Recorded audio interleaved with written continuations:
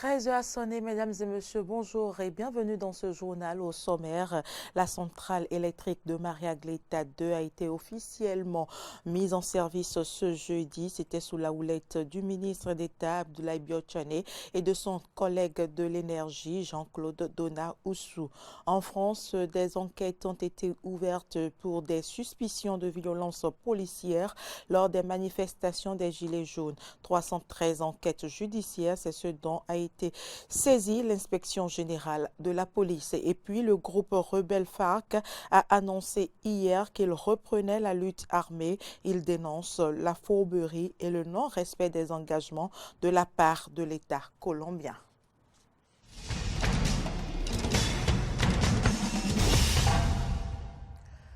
Merci de votre fidélité. Le ministre d'État Abdoulaye Biotchane et son collègue de l'énergie Jean-Claude Dona Oussou ont procédé ce jeudi à la mise en service officielle de la centrale de Maria Gleta 2 d'une puissance de plus de 120 MW. La cérémonie s'est déroulée en présence des représentants de la Banque islamique de développement, de la BOAD, de la Banque de développement et de la CEDEAO. Le point avec Laurent Toneikes et Denis Marouya. Lentement mais sûrement, le Bénin s'affranchit de la dépendance énergétique. La centrale électrique de Maria Gleta 2, mise en service ce jeudi 29 août 2019, vient combler un déficit que le Bénin était obligé de négocier avec le Nigeria. Une ambition du gouvernement contenue dans le PAG concrétisé.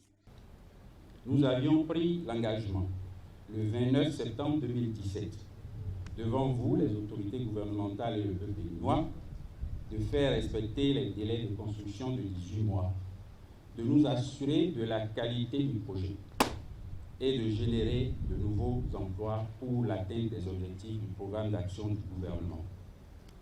Aujourd'hui, cet engagement est tenu et nous pouvons confirmer que depuis un mois, la centrale alimente la moitié des besoins de la clientèle de la SBEE.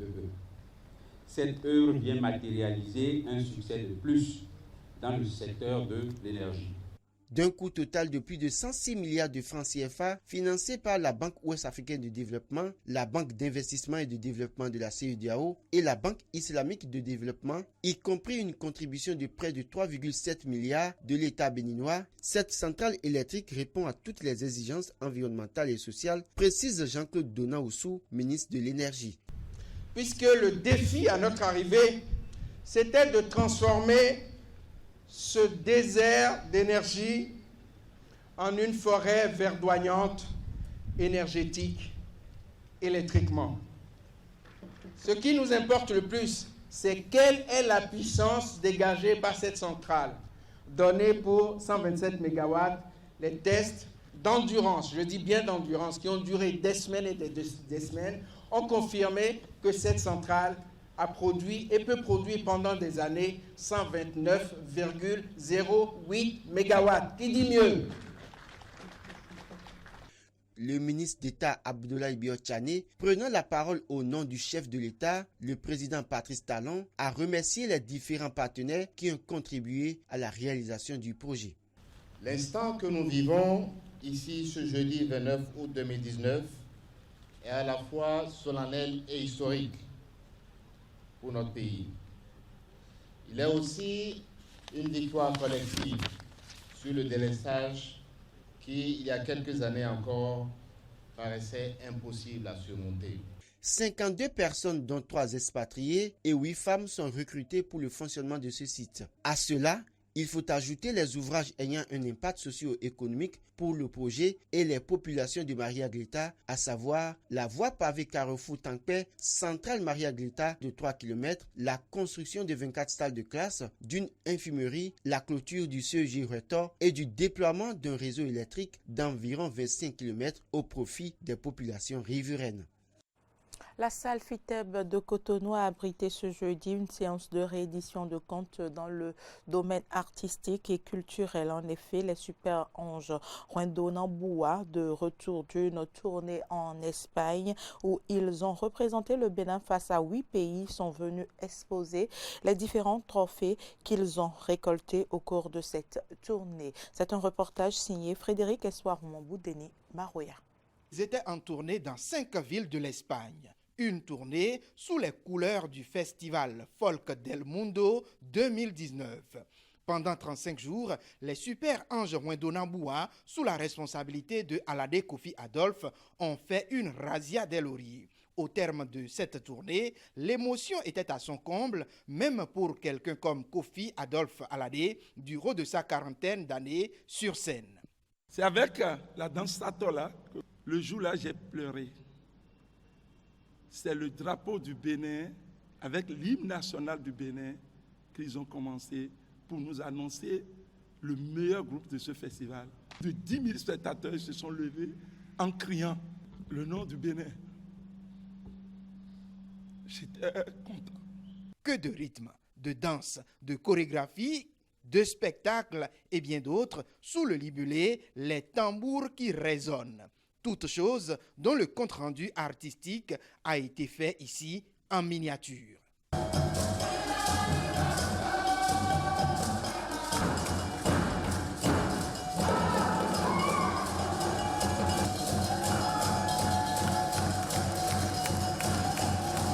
Les présentes distinctions ramenées de l'Espagne par les Super Anges Ouindonamboua viennent réconforter le directeur du Fonds des Arts de la Culture qui reste disposé à soutenir, dit-il, les vrais artistes. Je serais allé que je ne pourrais pas remplacer 2 ou 3 personnes ici. Je ne suis pas allé, ils sont revenus avec des trophées. C'est ça qu'on devrait poursuivre. S'oublier un peu pour penser au pays. Des gens auraient souhaité être à la place d'Alade, mais ça ne s'improvise pas, ça se mérite. Le FAC, désormais, est prêt à accompagner les artistes, mais les vrais. Les mots du ministre en charge de la culture sont pour la circonstance portés par son directeur de cabinet. Cette tournée européenne que vous avez effectuée avec l'appui du Fonds des Arts et de la Culture, témoigne de ce qu'avec de petits moyens, vous êtes capable de réaliser de grandes choses. Vous démontrez que le président de la République, M. Patrice Talon, et tout son gouvernement ont eu raison de placer la culture au cœur du programme d'action, de leur programme d'action, le Bénin révélé. À rappeler que la troupe Les Super Anges Ouindonamboua vient d'égrener 33 ans de vie et reste l'un des principaux vecteurs du patrimoine immatériel béninois à travers le monde entier. Culture toujours, Carnot François Rento et Fréjus Fiossi nous amènent à la découverte d'un art, la sculpture sur du bois. Je suis en train de faire un porte-lunettes. C'est le début ça, je viens de commencer ça à peine. Donc avec le temps, vous voyez, vous allez voir ce que ça va donner tout à l'heure. Œuvre des Atimpator, qui signifie littéralement tailleur de bois enfant. La sculpture sur bois est une technique qui consiste à façonner le bois. Œuvre purement artistique, elle peut se faire de 2 manières.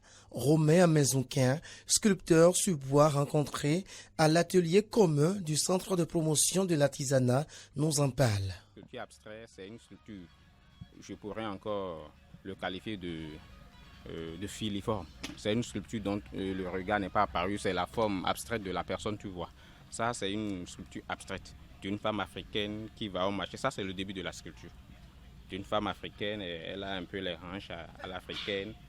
D'ici peu, je vais sortir son bébé qui sera au dos et sortir les paniers sur la tête. Voilà la tête. Donc, ce n'est que le début, hein. C'est le début de la sculpture, ça. Donc, ça, c'est la sculpture d'une femme africaine abstraite. La deuxième manière est là de réaliser des statues. C'est la sculpture statuette. Ça, c'est les statuettes. Vous voyez, c'est un homme. Ça représente un homme africain qui revient du champ avec son régime de noix de palme sur la tête, sa roue sur l'épaule et sa machette avec la corde qui lui a permis de grimper sur le palmier. Avant d'obtenir le produit artistique fini, il va falloir prendre par plusieurs étapes selon Kokou Sounouvou, collègue de Romain Amezonquin. Il y a plusieurs étapes. Là, maintenant, je vais faire au moins 10 minutes pour tailler. Et après, je vais monter sur le taux pour râper. Et après, il y aura aussi la finition. On commence avec cartelé.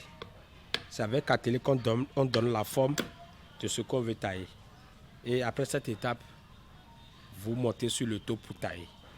Il y a des ciseaux qui suivent. Les ciseaux sont derrière vous là. Après, on passe à la finition avec du papier vert. Et après, on met du cirage pour le faire briller. La finesse des sculptures dépend des outils utilisés par les sculpteurs sur bois, lesquels outils sont perfectionnés au fil du temps et dont les coûts ne sont pas accessibles à tous. Certains nécessitent un besoin important en électricité, ce qui fait défaut à cet atelier. Aujourd'hui, il ne faudrait plus qu'on suive l'ancienne sculpture qu'avaient fait nos aînés. Il faut qu'on aille vers la modification. Aller vers la modification, il faut l'énergie électrique. Il faut avoir les outils électriques. Nous n'avons pas ces opportunités. C'est une grande base pour un jeune sculpteur qui veut aller de l'avant dans la sculpture. Hormis ça, le bois. Nous avons des variétés de bois au Bénin. Mais nous sommes au sud. Moi, j'ai grandi au sud ici. Je ne maîtrise pas trop le nord, je ne maîtrise pas trop la brousse. Maintenant, s'il faut que j'aille à la recherche moi-même de ces bois, ça dit, c'est la sculpture ou c'est l'art. Ça dit, il faut parfois aller à la recherche des bois, je ne sais pas comment est-ce que je vais les qualifier, des bois extraordinaires, des bois qui parlent. Ça dit, il faut de moyens, il faut permettre il faut que l'artiste ou l'artisan puisse avoir l'opportunité de sortir. Puisque c'est ça qui fait grandir un artiste ou un artisan. La difficulté majeure, c'est de comment faire pour persévérer dans le domaine et produire gros. Malgré ces difficultés évoquées par Romain Menzonquin, il estime que la sculpture sur bois est un métier qui peut bien nourrir son homme. Un artisan se dit qu'il ne vend pas, c'est signe qu'il ne produit pas de bonnes choses. Puisque l'art, ça se vend de lui-même. L'art se vend, l'art s'impose. Donc, de ce côté, si un artiste ne veut pas de mes ventes, je lui dirais donc, tu ne travailles pas, tu ne bosses pas. Moi, c'est mon choix et c'est ma vie. Peu importe ce que me dira l'autre, lui aussi, il met sa vie. Il peut être fonctionnaire d'État, il peut être banquier, il peut être consort. Il s'y plaît aussi dans son domaine. Moi, je me sens à l'aise dans la sculpture. Ouais. Donc, je n'entends pas les gens dire oh, non, ça, ce n'est pas mon problème. Devenu un enjeu économique parce que rapportant des devises grâce aux touristes, la sculpture sur bois est un métier à prendre au sérieux afin de le valoriser bien au-delà de nos frontières. L'hypertension artérielle, vous en avez sûrement déjà entendu parler. Il s'agit d'une pression anormalement forte du sang sur la paroi des artères. Conséquences, troubles cardiaques et vasculaires, angines, infarctus de myocarde et accident vasculaire cérébral. Plus de précisions sur ce mal dans ce reportage. L'hypertension est caractérisée par une pression trop élevée du sang sur la paroi des artères qui fatigue le cœur. Elle est l'une des maladies les plus graves et les plus fréquentes. L'hypertension se manifeste aujourd'hui dès le bas âge et peut être héréditaire. Avant, on recherchait l'hypertension chez l'adulte de plus de 50 ans. Aujourd'hui, déjà à n'importe quel âge, il y a l'hypertension artérielle aussi au niveau chez les enfants, dans un contexte donné, dans une maladie donnée, que je ne peux pas tout vous détailler ici. Mais il faut savoir qu'aujourd'hui, ce n'est plus seulement la personne âgée qui fait l'hypertension artérielle, mais aussi les enfants aussi peuvent faire l'hypertension artérielle. Une maladie silencieuse selon les médecins, mais qui se manifeste à travers plusieurs signes. Soi-même, on ne sent même pas qu'on a quelque chose. Quelques rares maux de tête, quelques rares vertiges, quelques rares lourdeurs de la nuque, quelques rares visions floues qu'on attribue soit à un paludisme, à une infection. On n'a pas toujours l'idée de l'hypertension artérielle. La contraction précoce de l'hypertension artérielle est due à plusieurs facteurs de risque, surtout alimentaires. Lorsque quelqu'un maintenant dépasse les 13,8, il faut faire attention et il faut surveiller. Les tensions élevées ne se viennent jamais seules. Il y a toujours tout autour un sujet qui est en surcharge de poids, un sujet qui a une hérédité de maladie cardiovasculaire, donc qui est issu d'une famille d'hypertendus ou de diabétiques. Il y a toujours un sujet qui a du cholestérol parce qu'il mange gras, parce qu'il n'est pas du tout sportif. Il y a toujours un sujet qui a d'autres éléments associés. Les conséquences de l'hypertension artérielle peuvent entraîner des crises cardiaques et sans l'intervention médicale rapide, le patient risque la mort ou de graves séquelles. Actualité en dehors du Bénin, 313 enquêtes judiciaires, c'est ce dont a été saisie l'inspection générale de la police en France. Des enquêtes ont été ouvertes pour des suspicions de violence policière lors des manifestations des Gilets jaunes. C'est ce qu'a indiqué le secrétaire d'État à l'Intérieur, Laurent Nunez. Retour sur cette crise qui dure depuis 9 mois.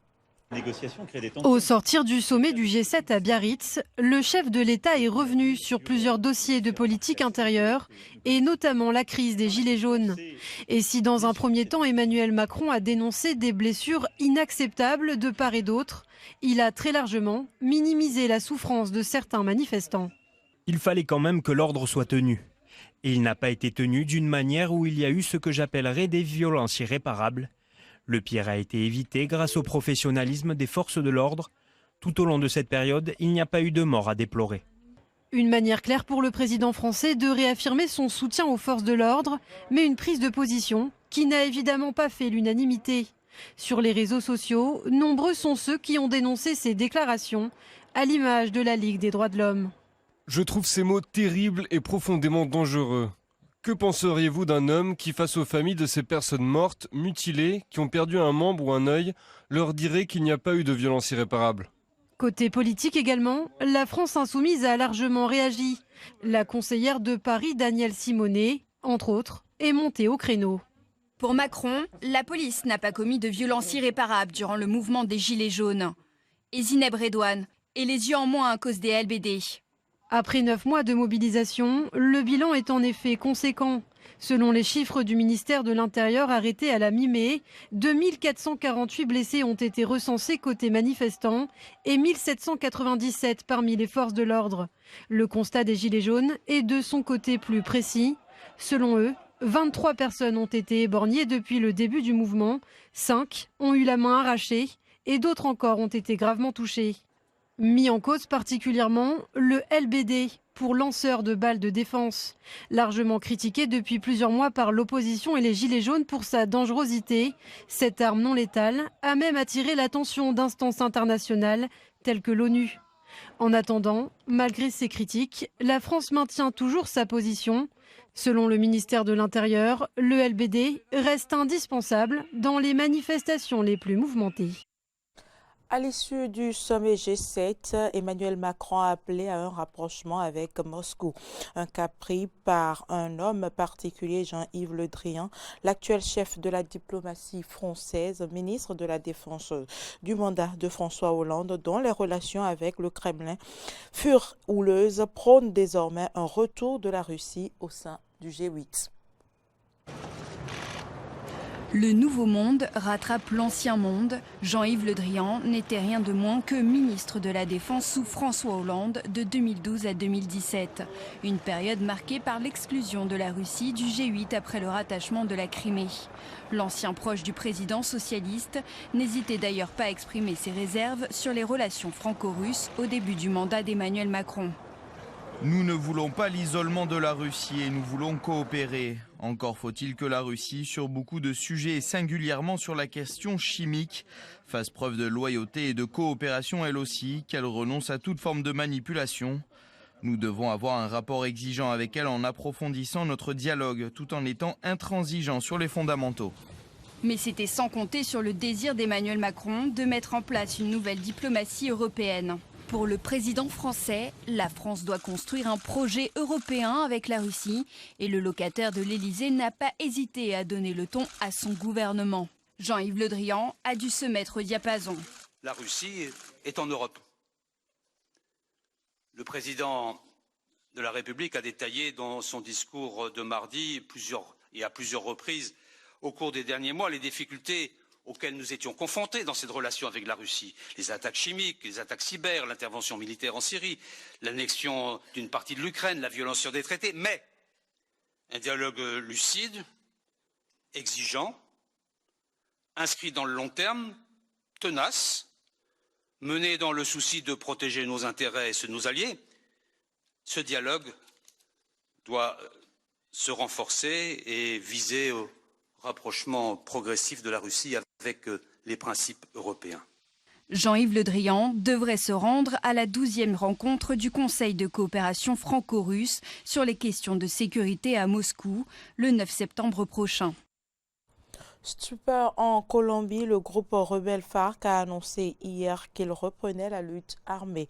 Dans une vidéo diffusée sur Internet, Iván Márquez, numéro 2 du groupe armé colombien FARC, qui avait participé au processus de paix en 2016, a dénoncé la fourberie et le non-respect des engagements de la part de l'État colombien. Suivez plutôt. En treillis et munis de fusils, c'est ainsi que sont apparus d'ex-chefs de la guérilla des FARC pour annoncer la reprise de la lutte armée. Nous annonçons au monde qu'a commencé la seconde Marquetalia, au nom du droit universel des peuples à se lever en armes face à l'oppression. C'est la poursuite de la guérilla en réaction à la trahison par l'État des accords de paix conclus à La Havane. Un message dénoncé par le président colombien qui a mis leur tête à prix. Ce dernier avait auparavant tenté de modifier l'accord de paix, trop laxiste selon lui, envers les anciens guérilleros. Malgré la menace, Iván Duque reste déterminé. J'ai ordonné la création d'une unité spéciale chargée de poursuivre ces criminels, dotée de capacités renforcées de renseignement et de recherche sur tout le territoire colombien. Pour chacun des criminels de cette vidéo, une récompense de $1 million sera fixée pour les informations permettant de les capturer. L'ancien président et artisan du processus de paix, Juan Manuel Santos, affirme que la majorité d'entre eux demeurent cependant dans le cadre du processus de paix. C'est également ce qu'affirme le chef du parti politique FARC. 90% des FARC sont toujours dans le processus de paix. Nous devons continuer à les soutenir. Les dissidents doivent être réprimés avec force. La bataille pour la paix ne s'arrête pas. Proclamer la lutte armée en Colombie aujourd'hui est une erreur délirante.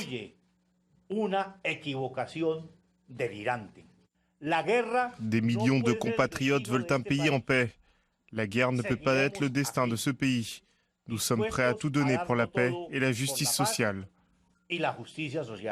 L'accord de paix avait été signé en 2016. Il devait mettre fin à un conflit déchirant le pays depuis 52 ans. Un conflit aux enjeux géopolitiques également. La Colombie estime que les FARC ayant repris les armes sont soutenus par Nicolás Maduro, ce que les autorités vénézuéliennes démentent. Il est clair pour notre gouvernement qu'il y a un lien direct entre le président Nicolás Maduro et ces groupes qui tentent de malmener notre démocratie. Qu'est-ce que le Venezuela a à voir avec ça? Rien. À cause de ce conflit, on a accueilli plus de 5 millions de Colombiens. Un conflit qui a fait officiellement 260 000 morts, près de 7 millions de déplacés et quelques 45 000 disparus. Fin de ce journal, merci de l'avoir suivi. À bientôt.